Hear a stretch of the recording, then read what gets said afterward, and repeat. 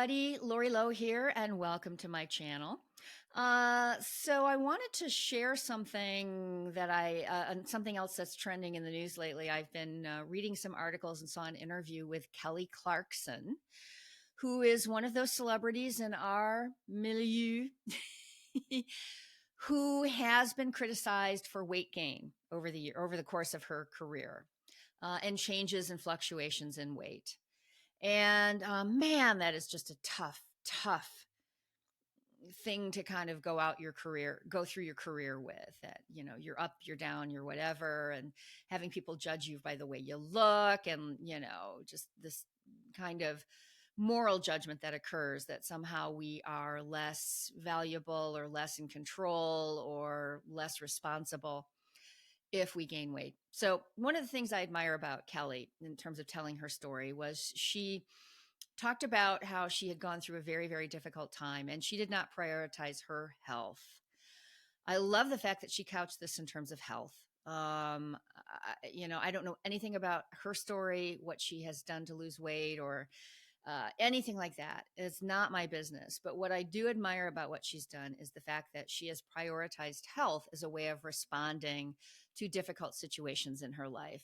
So many of us respond to difficult situations in two ways. We go on a diet or we go on a binge.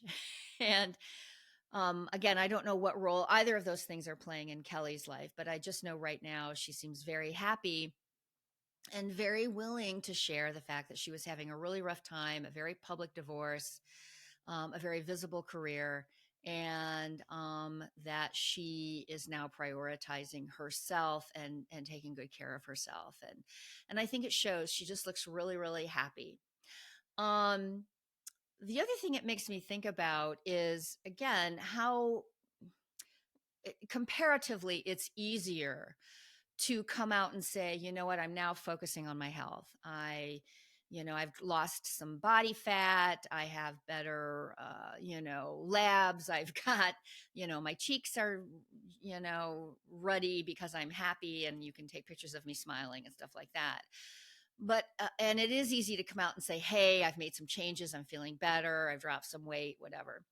That it is so much harder to even imagine, coming out during that time of trouble, when our lives are not going great, when we're under a great deal of stress and we are using food to cope, when our disorder becomes active, is how I like to think about it.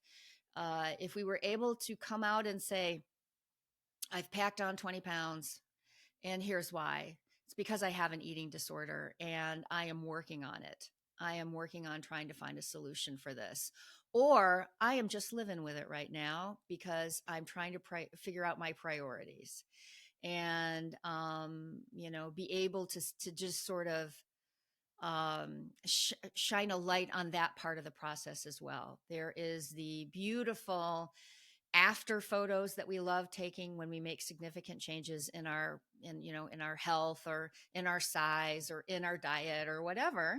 Not saying that I know what Kelly's doing at all, but in general, there's a lot of spotlight shown on those gorgeous after stories and pictures. But what happens before that trip down the road toward weight gain is like this terrible shrouded mystery that we have to hide, that it's really happening. And that in itself is part of the disorder. I must hide the fact that I am failing so miserably with managing our weight. And because we still feel so shrouded in shame, we don't look the disorder squarely in the eye and understand that the weight loss side of it and the weight gain side of it are the same thing. So here's hoping that some celebrity somewhere comes out and says, man, I just packed on 30 pounds because I'm going through a really tough time right now and my disorder is very active. So I'm just owning it, because I know that is how I find recovery, is by owning it. One day it's going to happen, guys. So if you like this video and would like to hear more from my channel about how you can find lasting recovery from binge eating disorder, please subscribe, like this video, and by all means, share it with other people who need to hear this message. There are so many people out there that are suffering and don't have to. Until then, have a great day.